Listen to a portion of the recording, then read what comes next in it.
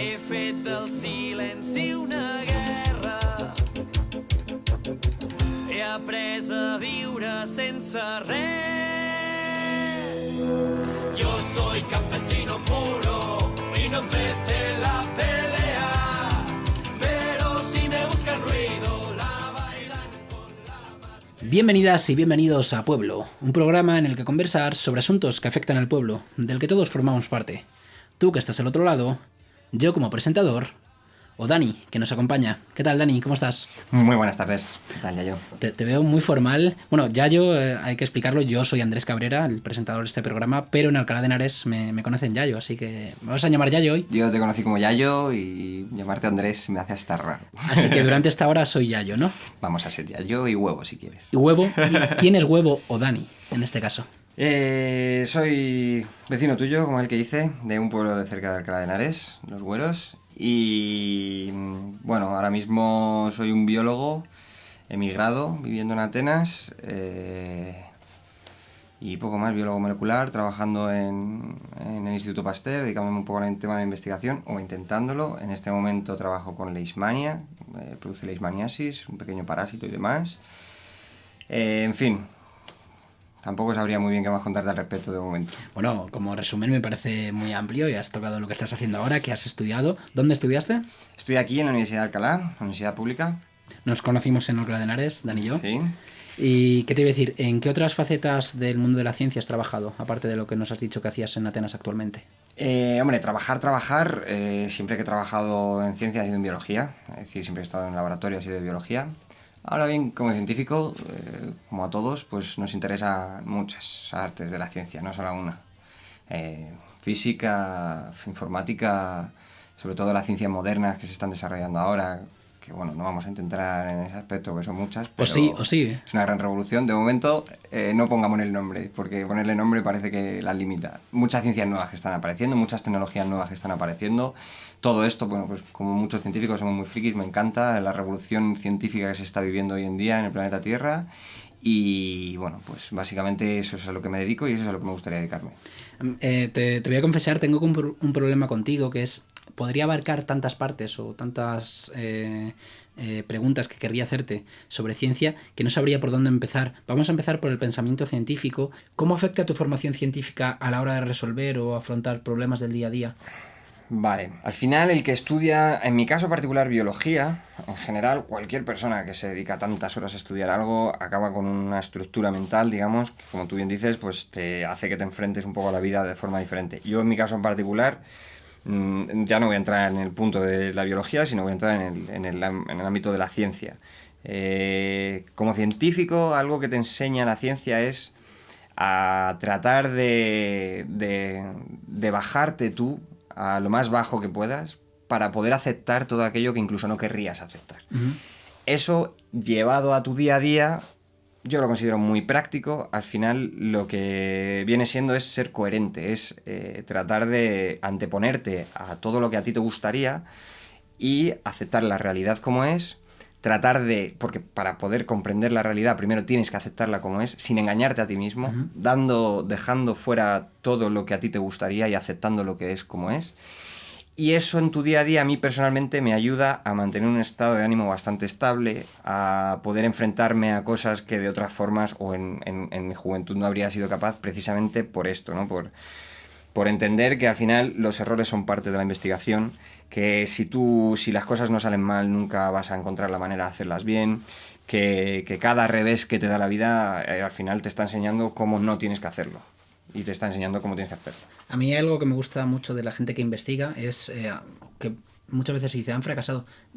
Quizás no han fracasado, saben una forma por la que no se puede llegar al resultado que esperaban, pues ya han descartado esa forma. Eso mismo lo dijo Einstein. Einstein es una de las mentes más brillantes de este siglo y él cometió tantísimos errores, incluso había cosas de las que se arrepentía de haber descubierto, era muy religioso y muchas de las cosas que descubrió iban en contra de la religión, pero es lo que tienes que ser esa humildad de olvidar tú como persona y tratar de ser lo más objetivo posible, y él decía eso, al final cada cosa que haces mal es una cosa que sabes que no tienes que volver a hacer. Hay un apartado que me interesa mucho sobre la biología y es cómo afecta a cómo funcionamos como sociedad. ¿El egoísmo es natural? ¿Es biológico? Vale, vamos a intentar hablar de lo que yo no he hablado, de lo que ya has hablado en la historia. Porque al final nosotros hemos llegado aquí y alguien ya nos ha puesto mucho para que nosotros podamos seguir avanzando desde ahí. La gran conclusión a la que se llegó hace años, en estos últimos 50 años, la filosofía o la ciencia, la conclusión a la que ha llegado es que el ser humano es, por naturaleza, egoísta.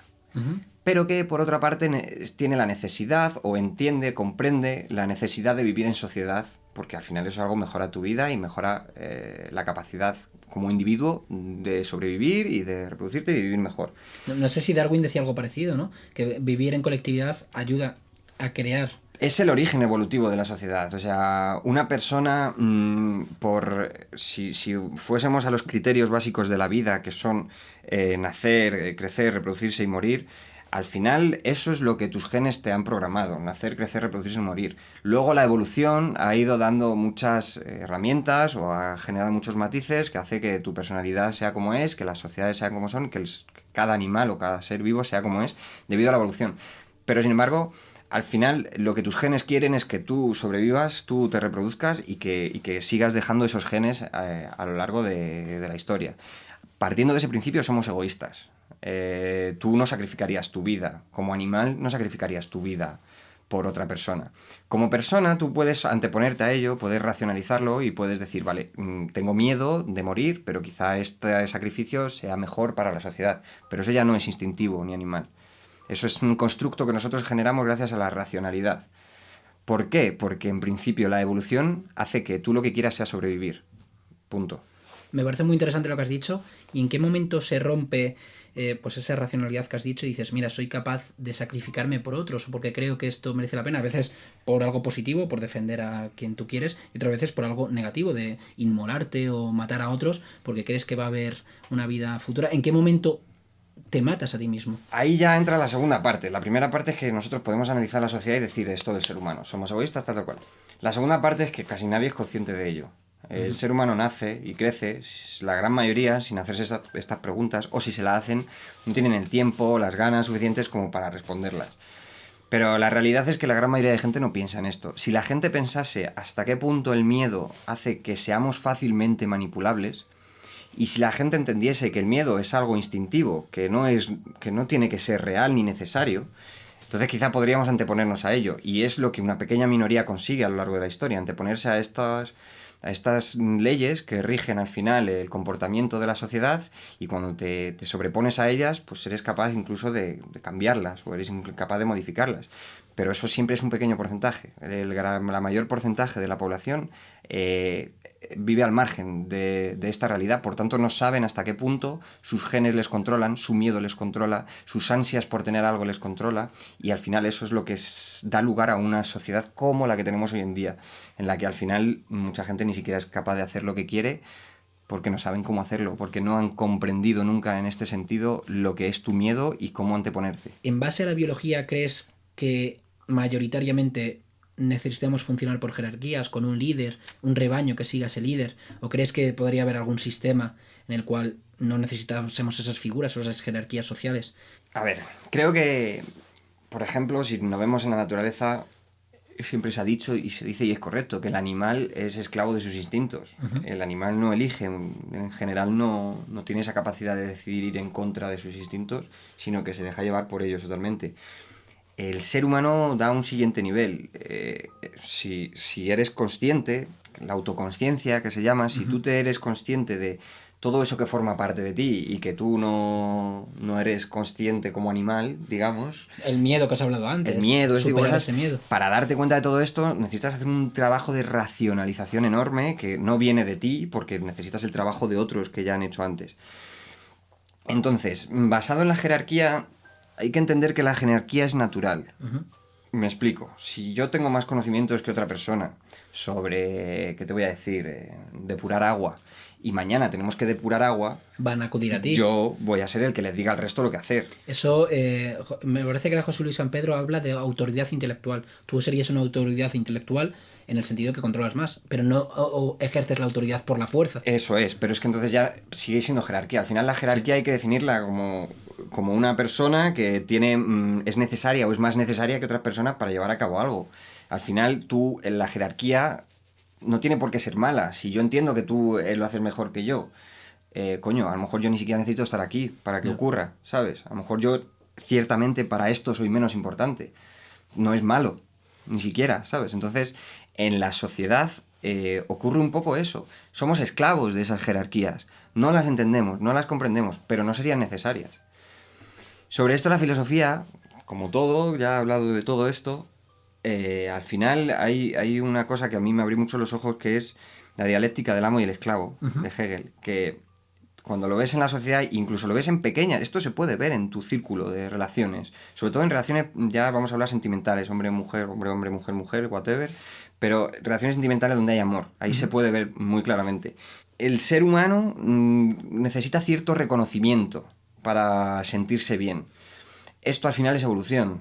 Socialmente, si tienes más reconocimiento, te reproduces más. Por tanto, vas a tener una descendencia que va a pensar un poco más como tú. Siempre que hablo de la evolución y de esta teoría de evolución de Darwin, no hay que cogerla no hay que cogerla literal. Se dice así, como si fuese un dogma, pero no es un dogma. Entonces, en ese sentido, al final, todo el mundo necesita ese pequeño reconocimiento, ¿no? Para sentirse bien, porque eso es lo que nos hace formar parte de la sociedad. ¿Qué pasa? Que al final no nos damos cuenta de que no es necesario, de que nosotros lo hacemos necesario. Y esto se ve, te digo, en relaciones sentimentales muchas veces te das cuenta de que una de las dos personas siempre busca más la aceptación del otro, mientras que el otro al final le da igual la aceptación de la primera persona. Esto se convierte en una relación de amo y esclavo, según Hegel, sería de decir, el hecho de que tú tengas esa necesidad de reconocimiento es lo que te convierte en el esclavo. El hecho de que tú te hayas sobrepuesto a esa necesidad de reconocimiento es lo que hace que tú no vayas a ser el esclavo, que puedas ser el maestro. No tiene que ser así literalmente, pero tener conocimiento sobre esto te da poder. Entonces, el esclavo puede ser esclavo, pero llega un punto en la historia, y también lo dice Hegel, que si el maestro al final, o sea, si el máster, el dueño y el esclavo, digamos que el dueño no está trabajando la tierra, el esclavo la está trabajando. El día de mañana hay una situación de importancia, al final te das cuenta de que el esclavo es el que sabe trabajarla y no el dueño. Ahí es cuando el esclavo, todas sus circunstancias le ponen la idea de que puede dejar de ser esclavo, y en ese momento a lo mejor se da cuenta, o a lo mejor no, pero esa es la realidad todo el tiempo. Todo el tiempo. Tú eres un esclavo porque lo tienes metido en tu educación, pero no eres un esclavo si tú no quieres. Podrías incluso, no vamos a decir que puedas dejar de hacer la vida que haces, porque todo el mundo tiene que pagar recibos, pero sí que puedes ser más feliz sabiendo que tú lo estás haciendo por elección y que lo puedes dejar de hacer cuando quieras, que no es una obligación, que no eres un esclavo. Eso también va muy con las jerarquías. Puedes elegir a qué jerarquía pertenecer. En la sociedad pasa lo mismo. Puedes elegir a dónde perteneces. Nadie te obliga. No significa que por estar ahí esté bien. O porque te hayan explicado eso te haga estar bien. Puedes romper con esas cadenas al final. Eso es. Has hablado de amo y esclavo. Eso es una mentalidad dualista.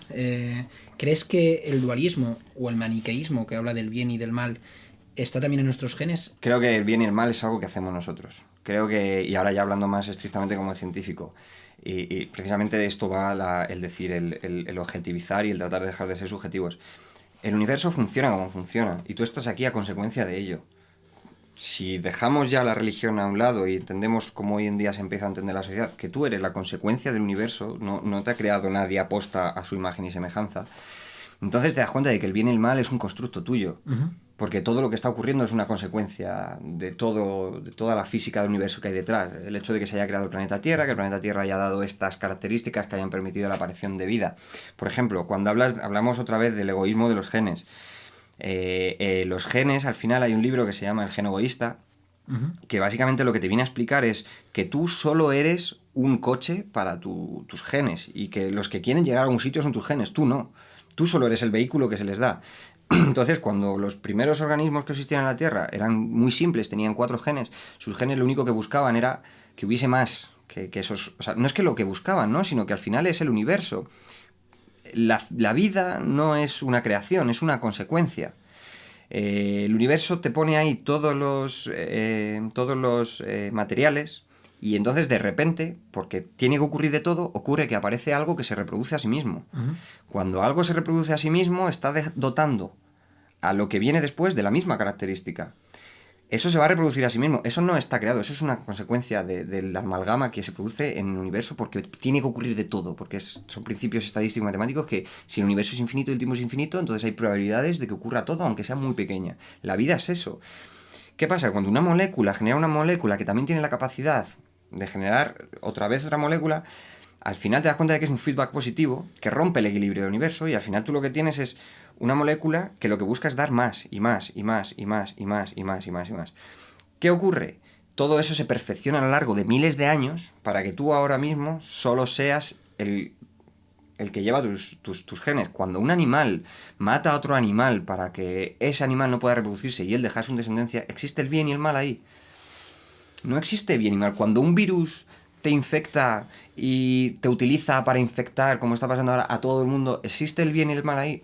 No, es natural, ocurre y tiene que ocurrir y seguirá ocurriendo, porque siempre existe la mínima probabilidad de que ocurra y mientras el tiempo sea infinito, ocurrirá.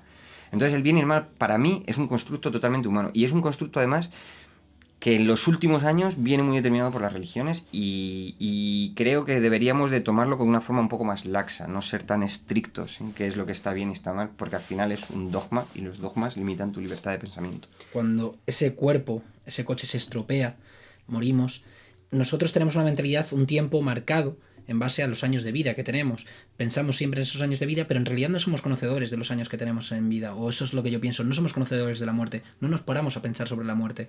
¿Crees que es de una forma interesada, en base a la educación, en base a los genes precisamente por el miedo que has hablado antes? Nos da miedo pensar en la muerte, entonces es un tema que evitamos, es un muro que ponemos, decimos no pienso en la muerte porque me da miedo. Creo que nadie piensa en la muerte, ningún animal, quiero decir, piensa en la muerte. De forma natural no vamos a pensar en la muerte. Tenemos que pensarlo de forma voluntaria. Racionalmente decidir pensar en la muerte. Forzarnos a pensar. Forzarte a pensar en la muerte, porque ningún animal lo hace porque no existe. La muerte en la naturaleza no existe hasta que llega. Si tú eres un perro, tú no eres consciente de la muerte hasta que te has muerto, como aquel que dice. Puedes sentir, un perro puedes ver que tiene pena porque otro perro ha muerto tal y un tiempo hasta que lo supera puede estar deprimido, pero tú te das cuenta de que el perro es como es y le da igual que tú le digas que tiene cáncer o que no, que se va a morir en un mes o que no, o no lo va a entender, ningún animal lo va a entender. La persona al final consigue esa racionalidad, consigue anteponerse a ese tipo de cosas, consigue pensar y darse cuenta de que su vida se va a acabar. No pensar en la muerte, efectivamente creo que es un concepto que viene a consecuencia de la religión, porque pensar más en la muerte te hace más consciente de la vida. Entonces sí que creo que hay una cierta, o ha habido una cierta educación social a lo largo de los últimos 100 años para olvidarnos de la muerte. Antiguamente las culturas tenían mucho más presente la muerte. Las culturas más antiguas no es que la tuviesen más presente, es que formaban parte del día a día la muerte, porque es necesario, porque es lo que nos hace hombres, entre otras cosas, el saber que vamos a morir y el querer hacer algo antes de que eso ocurra. Es lo que te hace, es una de las características de ser racionales. Entonces sí, creo que hay una educación que tiene un interés en que la gente no piense realmente en la muerte. Y se puede ver hoy en día en el modo de vida que llevamos, en que todo el mundo, todo lo hemos oído, ay, pues es que tuvo un accidente de coche y se murió, ¿quién lo iba a decir? No, perdona, ¿quién lo iba a decir? No, tío. ¿Crees que se puede ser creyente y a la vez creer en la ciencia? ¿O no son compatibles? Ser creyente y creer en la ciencia. Ser creyente en base a lo que dice la Iglesia Católica. Pues fíjate, creo que ser creyente y creer en la ciencia es imposible. Creo que creer en la ciencia y ser religioso es posible. La Iglesia limita la libertad del pensamiento. La ciencia lo que busca es que seas libre de pensar. Entonces, en ese sentido, cuando tú eres realmente religioso y sigues los dogmas de la Iglesia, vamos a ver que hay en estados de Estados Unidos que se estudia el creacionismo todavía. Es decir, la Iglesia no te va a permitir que seas científico ni que defiendas lo que estudia la ciencia, porque va en contra de la Iglesia, porque la Iglesia se basa en manipularte según tus instintos más primarios para conseguir una sociedad que sea manipulable. Así fue en sus principios, ahora ya la Iglesia va cambiando y tal, pero viene siendo eso. ¿Qué pasa? Que si tú eres religioso y crees en esos dogmas, no puedes creer en la teoría de la evolución, porque entonces Dios no te ha creado. Y si Dios no te ha creado, ¿qué sentido tiene que haya Dios? ¿Qué ocurre?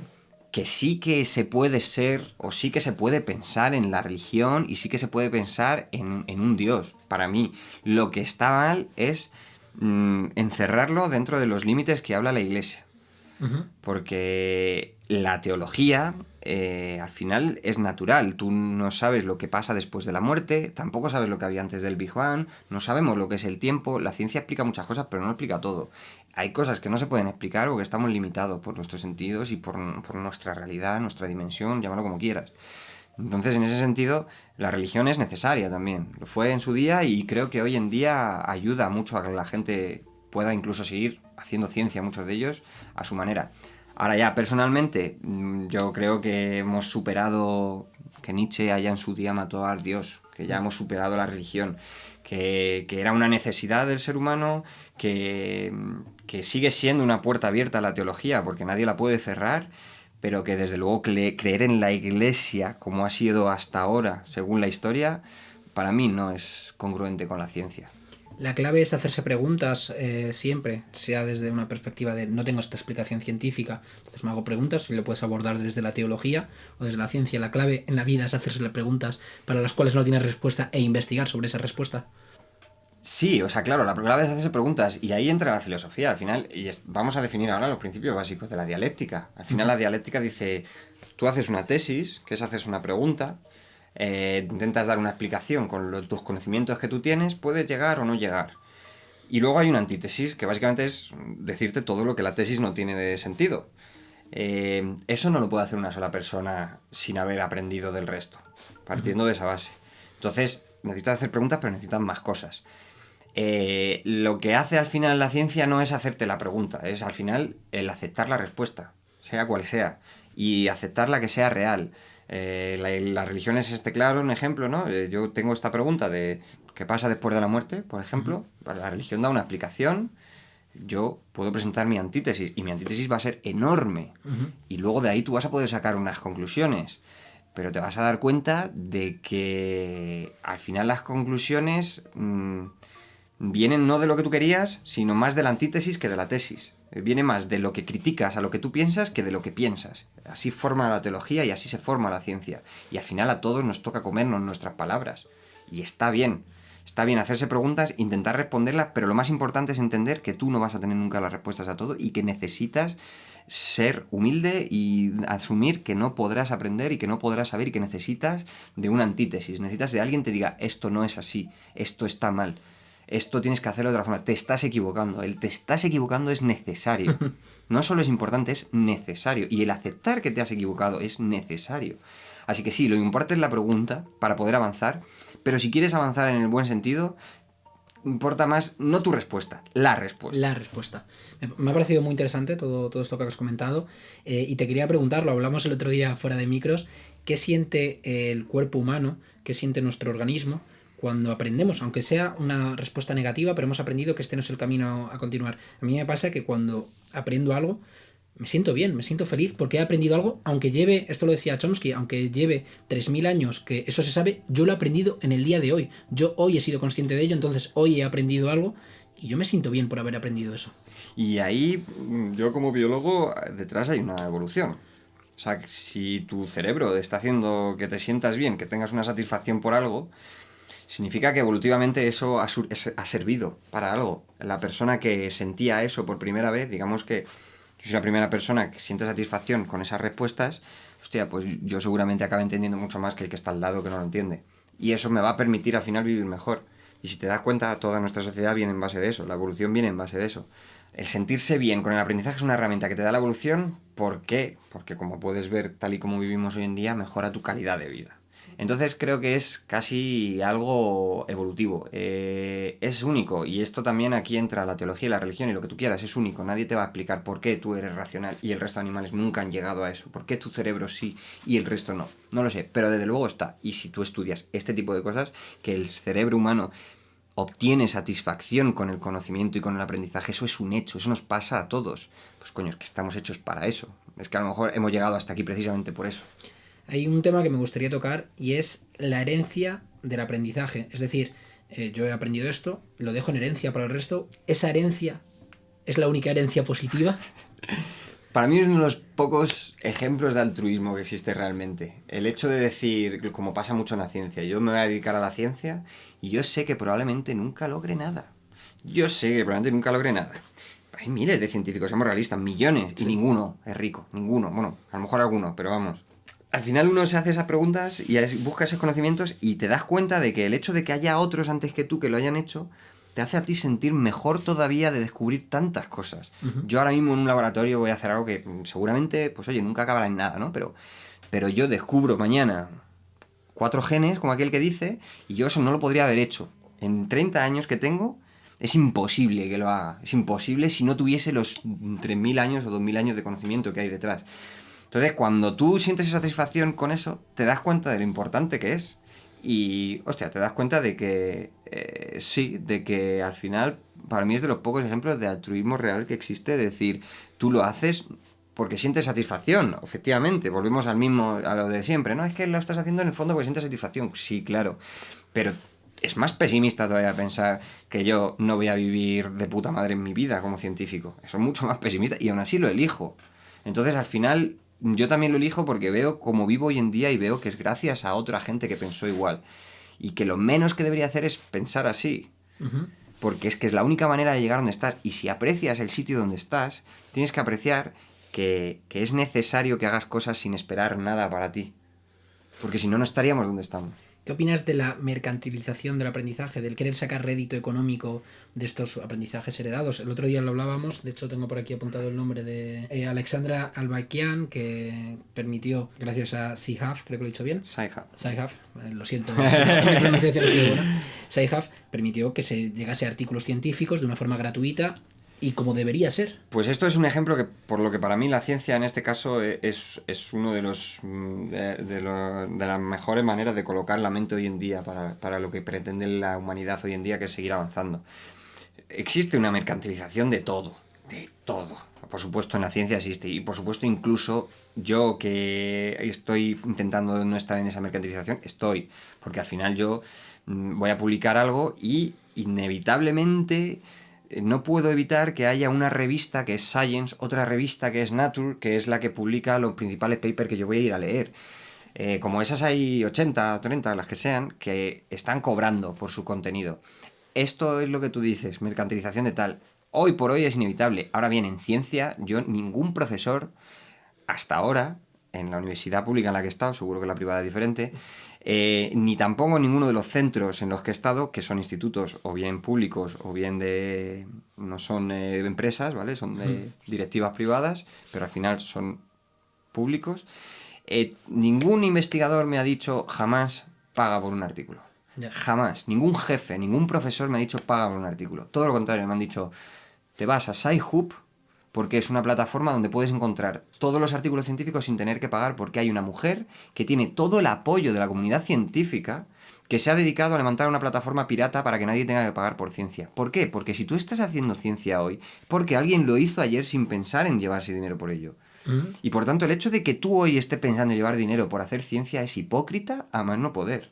Entonces, mercantilizar la ciencia es incongruente. Existe porque el mercado marca, el mercado rige en todas partes, pero es incongruente. Nadie va a conseguir mercantilizar la ciencia. No se puede mercantilizar un paper. No existe. Esta mujer está viva. No le han cerrado la página, ni se la van a cerrar. Si yo mismo, el día de mañana, esta mujer dice no tengo dinero, yo mismo le mandaré dinero. Y como yo, cualquier científico del planeta dirá, porque gracias a ella podemos hacer lo que hacemos. Entonces no solamente es importante, es imperiosamente necesario que en ciencia no exista la mercantilización.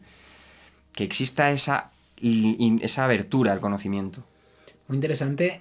Ahora querría cambiar un poco. ¿Qué opinas de ese analfabetismo científico que hay desde el periodismo? En el periodismo no se nos da una formación científica. Está como, bueno, si no controlas de letras, eres un analfabeto, pero si no controlas de ciencia no pasa nada. Son unos pocos los que controlan y ya está, y no pasa nada. Y no se nos forma en ciencia. Yo creo que pasa un poco lo mismo con la filosofía también. Que son cosas que en el fondo no están ahí para dar dinero. Dan dinero, pero no están ahí para dar dinero. Entonces, el que elige hacer eso, al principio no lo elige para tener dinero. ¿Qué pasa? Que tú vives en una sociedad en la que te enseñan que lo único que va a importar el día de mañana es el dinero. Que si vas a estudiar es para que tengas un trabajo y tengas dinero. Producir. Claro. Si produciendo tienes dinero, produces. Si eres el jefe y producen otros por ti, pero al final tú igual has estudiado para tener ese dinero. Es lo que te digo, yo cuando me metí en biología sabía que rico no iba a ser. Y como yo, todos mis compañeros de la carrera, tú entras en biología sabiendo que a nadie le importa una mierda de la biología, que nadie es rico de ser biólogo, lo máximo que vas a ser es profesor quizá. Pero entras ahí porque te gusta. Entonces al final creo que sí que existe un interés general en que la educación esté centrada más en ámbitos más más lo que dices tú, prácticos, más aprender. Yo tenía un profesor en el instituto que siempre nos decía, y lo tengo grabado a fuego, algún día seréis mano de obra barata y cualificada. Lo que se quiere hoy en día es gente que sepa hacer las cosas, pero que no entienda cómo funciona el sistema. Nadie te explica la filosofía, nadie te explica sociología, nadie te explica psicología, nadie te explica la manipulación de masas, nadie te explica cómo los medios de comunicación son capaces de, pues eso, de manipularte desde un punto de vista psicológico. Eso, hay estudios, hay libros al respecto. Nadie te va a explicar eso se queda fuera del sistema educativo. Esta es la pescadilla que se muerde la cola. Vamos a ver, si los mercados son los que marcan en los gobiernos y si los gobiernos son los que están poniendo las leyes de educación, pues blanco y en botella. Al final la educación está establecida, no la puedes cambiar. Así que creo que realmente el que se mete en filosofía, en biología, en física, le da igual el dinero y al final ya antes de entrar ya está fuera de ese mundo, digamos. Ya sabe que no va a ser, no lo hace por eso. ¿El ser humano va camino de la autodestrucción? Sí. No tengo duda ninguna. Conciso, sencillo y directo. Creo que, a ver, esto ya entramos aquí en un pantano idílico, en un pantano de ideas que, bueno, no, es muy amplio. Es muy amplio. Pero quiero sacar aquí un tema y me encantaría con esto meter urgencia y emergencia en todos los cerebros que estén escuchando. Y es algo que la física lleva hablando de los 70 o de los 80. Es la teoría del gran filtro. O sea, nosotros ahora mismo tenemos capacidad de observar exoplanetas que están a miles de años luz, capaces de estudiar atmósferas de planetas que están a miles de años luz. Tenemos una capacidad tecnológica que en los últimos 10 años ya no es que haya crecido un poco, es que ha crecido de forma exponencial. Y si en los 80 esta teoría era real, para mí ahora lo es más. ¿Qué dice esta teoría? Si el universo es infinito y el tiempo es infinito, al igual que en la Tierra, la probabilidad de que exista la vida es ínfima, pero siendo infinitas las características, al final ocurre. Entonces, es lógico, en esto nos basamos en el sistema científico, en que te basas en la lógica, es lógico pensar que debería existir vida en otros planetas. Si nuestra vida y toda la vida que nosotros conocemos en la Tierra necesita un recurso que le está dando energía para poder ejercer su función como vida, entonces todos vamos a entender que cualquier vida en el universo va a necesitar de un aporte de energía externo para poder funcionar. Si seguimos utilizando el esquema de lo que nosotros conocemos para intentar abarcar el universo, entonces diremos, cuando la vida lleva suficiente tiempo, aparece inteligencia, aparece autoconsciencia, aparece capacidad de pensamiento. Eso da lugar a que esa persona, lo primero, o sea, esa vida, lo que va a querer hacer toda la vida será hacer las cosas sin gastar tanta energía, porque es que es en lo que se ha basado la vida, en tomar energía para perpetuar. Si yo gasto menos energía, mejor. Ese es el pensamiento, eso es lo que da lugar a la evolución. Si eso fuese así, entonces hoy en día nosotros llevamos midiendo, creo que ahora son 40 años, vamos haciendo barridas por todo el cielo intentando recibir ondas electromagnéticas. Ondas electromagnéticas son las ondas de los teléfonos móviles, de los satélites, todo tiene ondas electromagnéticas. Tiene una característica física y es que viajan en el espacio sin que nada las pueda parar, digamos que no chocan contra la masa, no chocan contra muros, no chocan contra tal, entonces tienen la capacidad de llegar muy lejos. Pero si el tiempo es infinito y el universo es infinito, lo lógico sería pensar que si hay más vida, pudiésemos recibir alguna de esas señales electromagnéticas de alguna parte. Sin embargo, hasta ahora nunca hemos recibido absolutamente nada, y si se ha recibido, nunca nos hemos enterado. Entonces, nos hace pensar que no existe. Es lógico pensar que no existe. Entonces, si no existe a ella, puedes pensar tres cosas, y aquí es donde entra la humildad de la persona y es donde entra la urgencia de que quiero hablar. Puede ser que seamos los primeros del universo en desarrollar inteligencia y en desarrollar ondas electromagnéticas que permiten comunicaciones con satélites que están a miles de kilómetros. Bueno, podría ser los primeros. ¿Podemos ser especiales? Y que justo nosotros, por ser lo que somos, vamos a romper ese gran filtro y vamos a no autoextinguirnos. Podría. Para mí sigue siendo muy egocentrista. Para mí la tercera explicación es la más coherente. Y para aceptarla tienes que bajarte del pedestal. Y es decir, nos estamos autodestruyendo porque es lo que ocurre en el universo continuamente. Porque al final, de la misma manera que antes te he dicho que la vida es la consecuencia de un compuesto, de una molécula que de repente tuvo la característica de que podía dividirse y que su descendencia también tenía esa característica, de ahí surge, si de la misma manera que la amalgama del universo dio lugar a eso, entonces es que la amalgama del universo tarde o temprano va a hacer que esa vida se autodestruya a sí misma. Entonces quizás existe realmente ese gran filtro que haga que cuando las poblaciones o cuando las civilizaciones llegan a este grado de conocimiento en el que están utilizando todo esto, se autodestruyan precisamente como una plaga. Si nosotros vemos ahora mismo la gráfica de la población de la Tierra, tú ves que en los últimos, desde la Revolución Industrial, hace 200 años, ha crecido una barbaridad, pero es que en los últimos 20 años, ha crecido más que en todo el anterior. Ya. O los últimos 30 años, no me acuerdo ahora mismo exactamente el dato, pero se puede ver fácilmente en Google. ¿Y en los próximos? Y en los próximos crecerá todavía más porque es exponencial. Claro, a mí me hace mucha gracia ahora ver los gobiernos que dicen, no, las previsiones para la población de la humanidad en 20 años son estas. Tío, ahí se estaba haciendo predicciones del COVID 4 meses y no ha acertado ni una. ¿De verdad esperas, tío, hacer una predicción de lo que va a ser la población de la Tierra en 20 años y acertar? ¿Basándote en qué? En que en tu país, en tu pequeño trozo de tierra, la población está funcionando así. Somos muy egocéntricos y no queremos creer que realmente estamos en esa urgencia.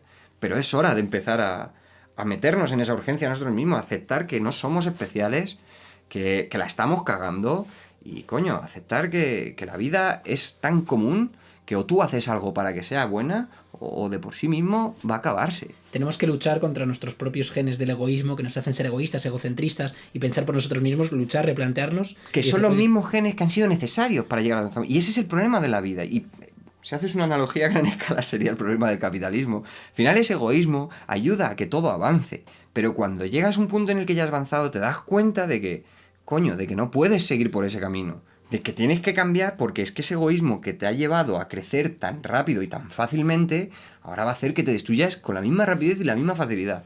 ¿Crees que hemos avanzado tanto científicamente, tecnológicamente, para dejar de producir, cambiar el sistema? El problema es cómo hacerlo y cómo perder ese egoísmo. Pero ¿crees que ya hemos avanzado tanto en ciencia que podríamos tener una vida tranquila sin tener que estar produciendo más y más y más? Yo llegaría más lejos. La idea ya no es solo dejar... La idea es vivir con coherencia. O sea, estamos hablando de que, y siempre tendemos a echar la culpa, que es que al final que el avance tecnológico es lo que hace que la aparición de coches es lo que hace que hoy en día haya emisiones de CO2. Que la aparición de vacunas es lo que hace que nos manipulen como quieran con las farmacéuticas. O que la aparición de... No, eso es una herramienta, ¿vale? La ciencia en sí es una herramienta.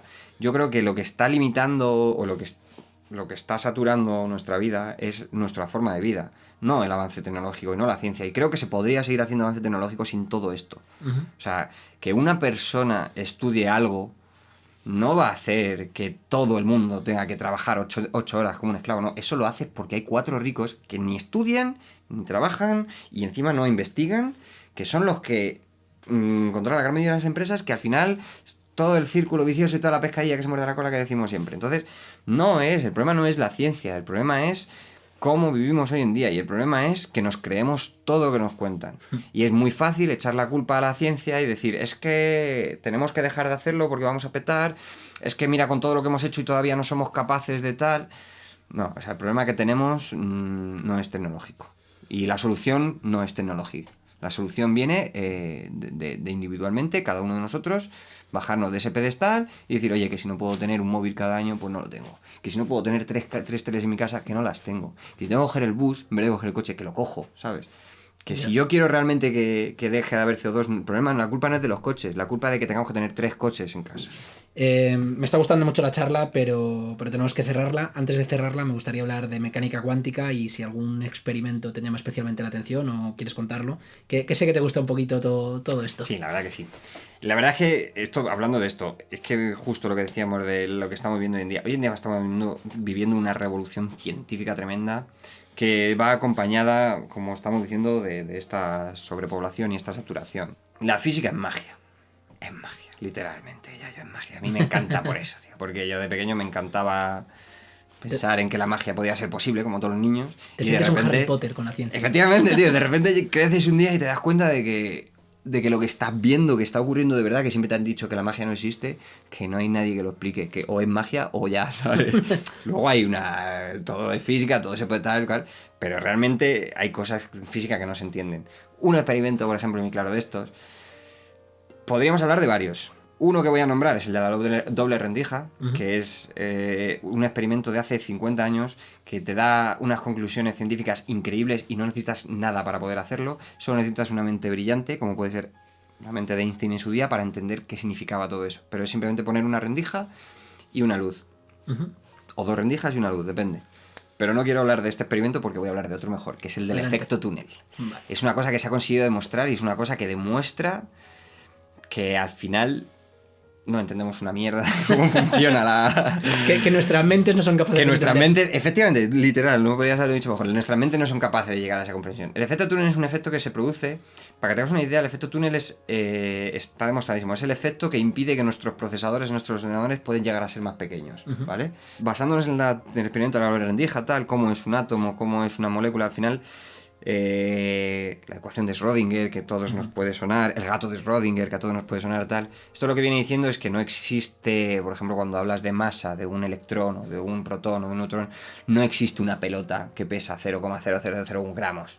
Eso no existe, eso está en el dibujo, en el papel, porque es como tu mente lo entiende, pero no existe. Lo que existe es un electrón que está en un área en total, que tiene una probabilidad de estar en determinados sitios de ese área. La probabilidad puede ser más alta o más baja. Y significa que no está en ningún lado, pero que está en todos a la vez. Esto te rompe el cerebro y lo que decimos que no lo puedes entender. Claro, yo esto se lo cuento a alguien y no te cree. Luego haces el experimento y dices, hostia, es que no puede haber otra. Si tú coges un muro electromagnético, ¿vale? Con un imán, por ejemplo, y tú lanzas un electrón, el electrón tiene carga negativa. Si tú pones el muro gordo, digamos, y lanzas el electrón no lo va a atravesar en la vida porque va a hacer que rebote en ese muro electromagnético y entonces no tiene la energía para pasar. El imán va a provocar que lo rechace, ¿no? Sí, es como al final si juntas un positivo con un positivo en un imán, hace pum y se separa. Pues igual, si tú intentas chocar el electrón y que atraviese, pues va a rebotar en esa capa electromagnética. ¿Qué pasa?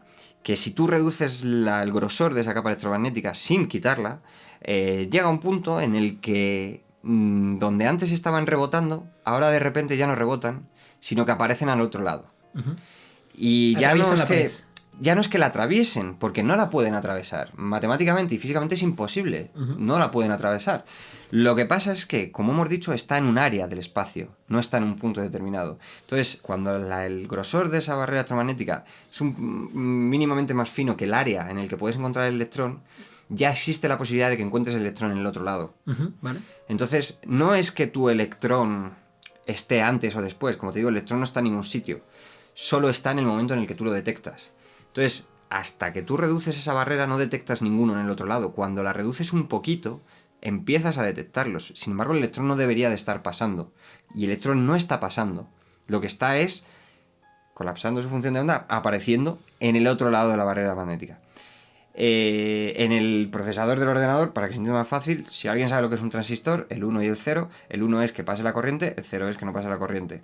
Esto, hoy en día, antes los transistores tenían el tamaño de un puño o de un teléfono móvil, ¿no? Ahora los transistores son nanométricos, perdón.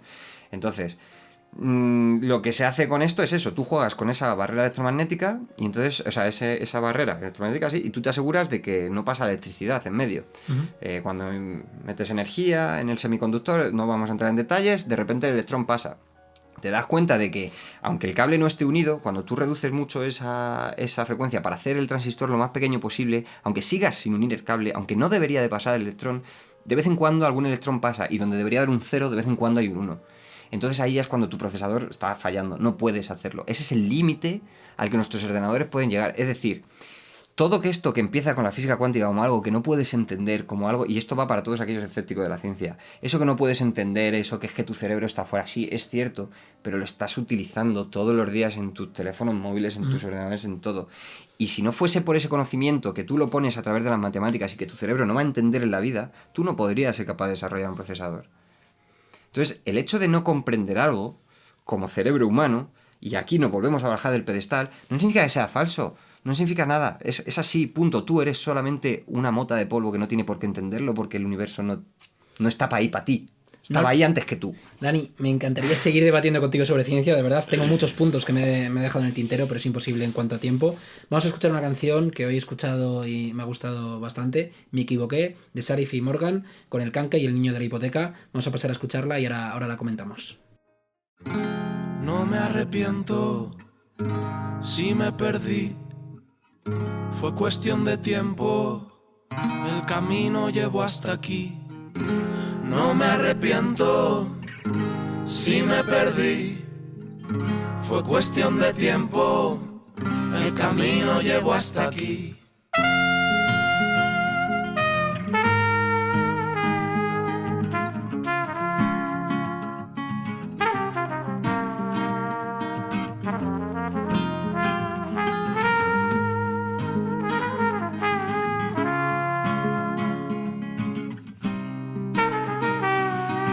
Pienso tropezar con otra piedra, intoxicarme con la hiedra y apostar el corazón. No llega a buen puerto quien no hierra, no camina el que se aferra, solo acierta el que falló. Si atiné fue por puro accidente, si acerté fue de repente, llegué por casualidad. Vengo de buscar errores nuevos, pues no me van los placebos, quiero vivir de verdad. Puede ocurrir que no exista el destino, que tan solo seamos ceniza de estrellas, que en este mundo raro no hay otro camino, que el que van dejando tras de sí las huellas, esas que besan tus pies al dar cada paso. En este sendero de alegría y temores, tenemos victorias y tenemos fracasos. La experiencia es un puñado de errores. Me equivoqué, me equivocaría otra vez, y tú me acertaste. Me equivoqué, me equivocaría otra vez, y tú me acertaste. No leí jamás las instrucciones, me ausentaba en las lecciones, no escuchaba tu opinión. Siempre mendigando soluciones, regalando confusiones, fallos de alta precisión.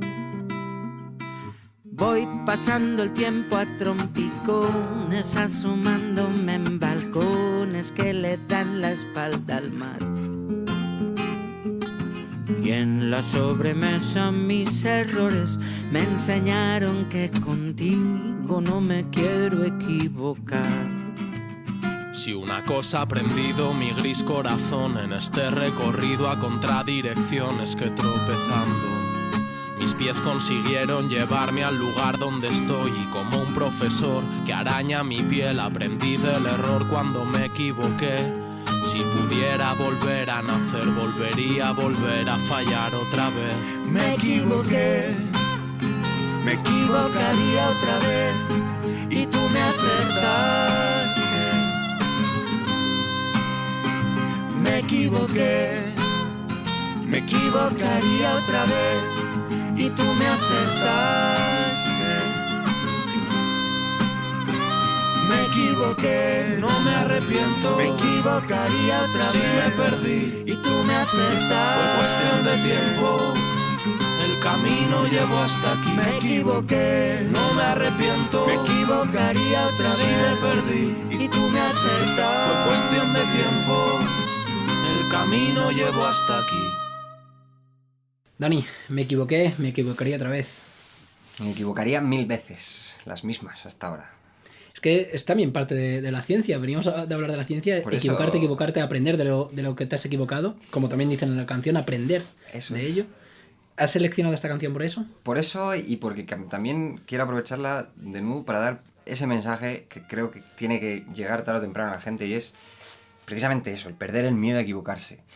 Hoy en día, todos nosotros en la sociedad en la que vivimos, podemos mirar alrededor y vamos a ver a mucha gente, muchísima, que ya han superado los 30, los 35, los 40, que han tomado malas decisiones y que son incapaces de dar marcha atrás, son incapaces de decir, me equivoqué, no pasa nada, me equivoqué, me corrijo. Aprendo de esto. Aprendo. Hoy en día parece que cuando haces eso, y yo lo sé por experiencia propia, te critican mucho. Te critican a más no poder. Parece que si dices, oye, mira, me he equivocado, no quería hacer esto. Igual llevo 2 años haciéndolo, pero es que me he equivocado, no quería hacerlo. Lo he hecho porque creía que tenía que hacerlo, lo he hecho porque me enseñaron que era lo que había que hacer. O los resultados, una vez que lo he llevado a la práctica, no han sido los que esperaba. Efectivamente. Y no pasa nada. Y no son 2 años de tu vida que has perdido. No son 20 años de tu vida que has perdido. No.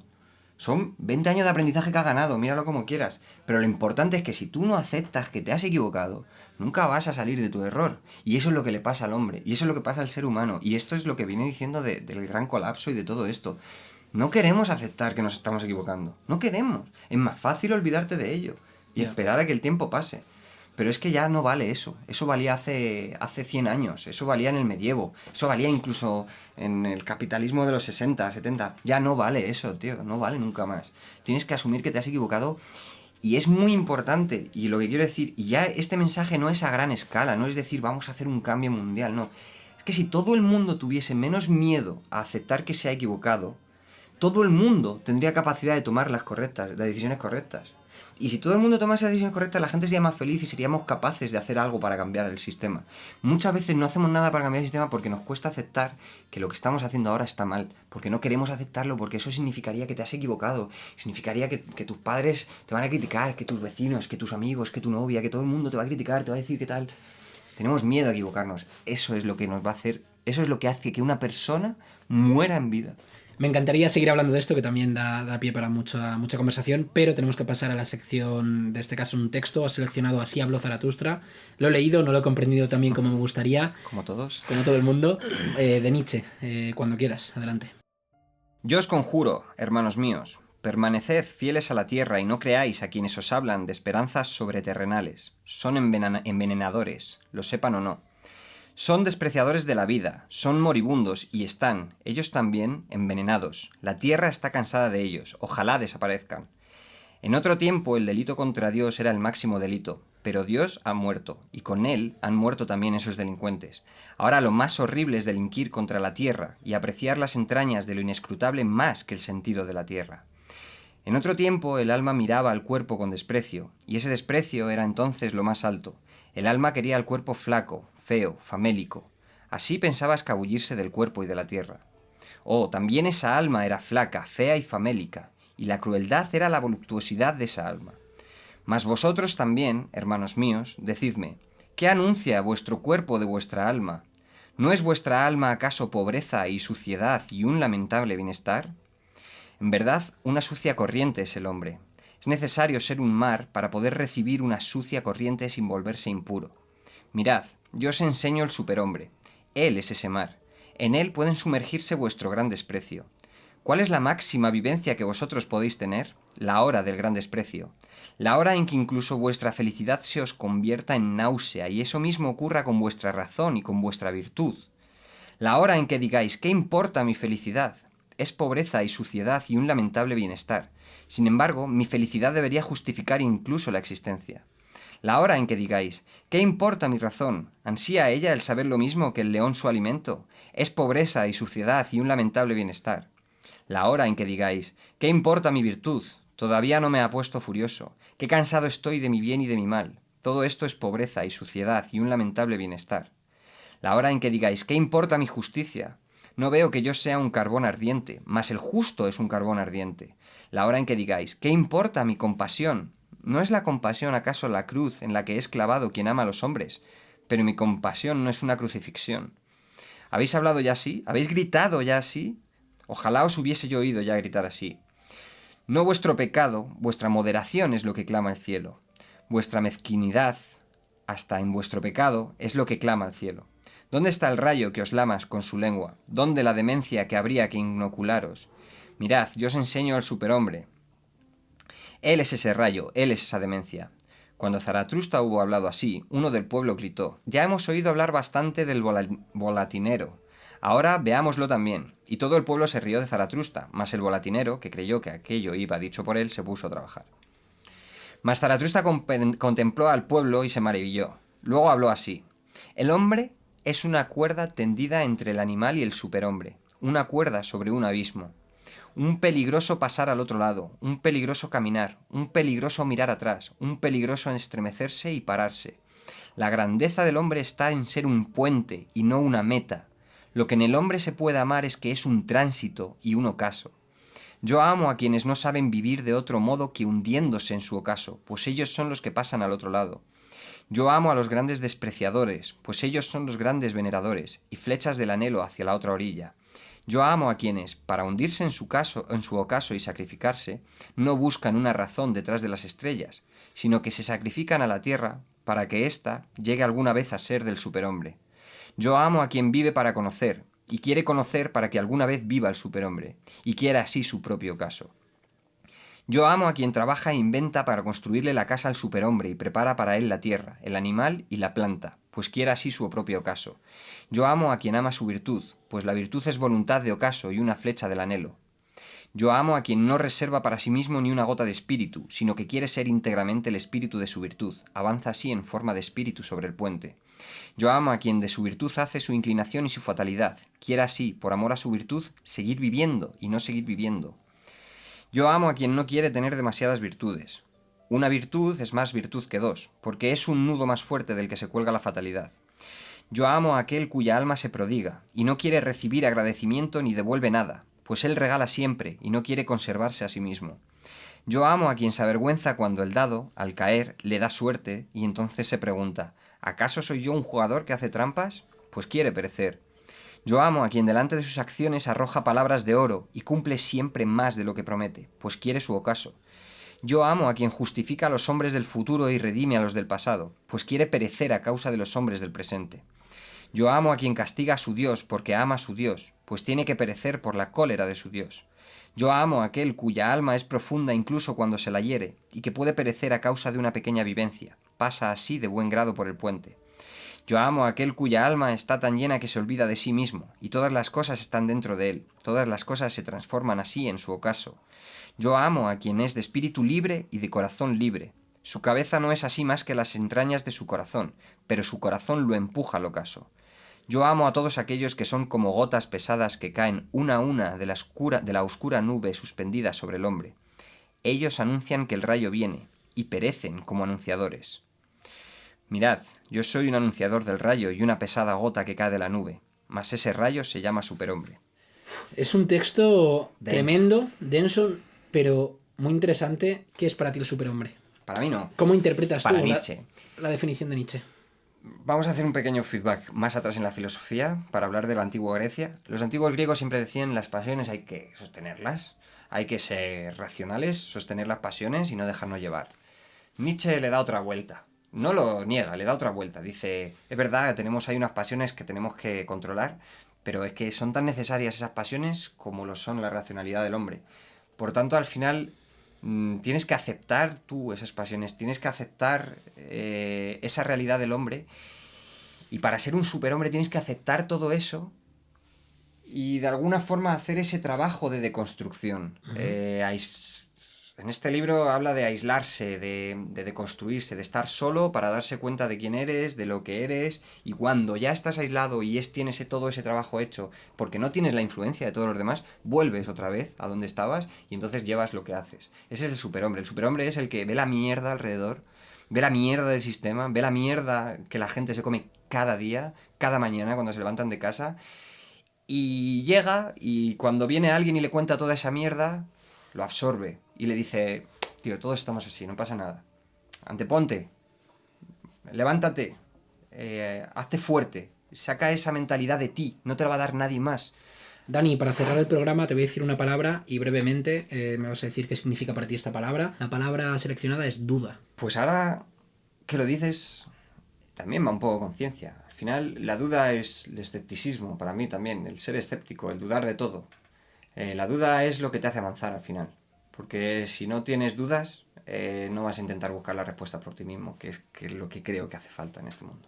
Pues Dani, me parece un cierre perfecto. Te lo digo, lo sabes, me gustaría seguir hablando contigo. Podríamos estar tú y yo 5 horas. Lo hemos estado muchas veces. Me gusta hablar mucho contigo. Y seguramente te invité otro día al programa. Espero que hayas estado cómodo también. Sí. Muchísimas gracias a ti, Yayo, por esto que haces, por invitarme a mí. Y de verdad, este tipo de programas yo he escuchado mucho de la gente que ha venido aquí y me han abierto mucho la cabeza en muchos sentidos, me han dado buenas ideas. Creo que es muy importante, así que gracias por esto que hace Yayo, de verdad. Me parecen muy importantes estas palabras viniendo de ti, Dani. Y vosotros que estáis al otro lado, también muchísimas gracias por escuchar Pueblo en Radio Almaina, en el 88.5 FM de tu dial. Nos escuchamos en 2 semanas con una nueva entrevista. Hasta luego. El pueblo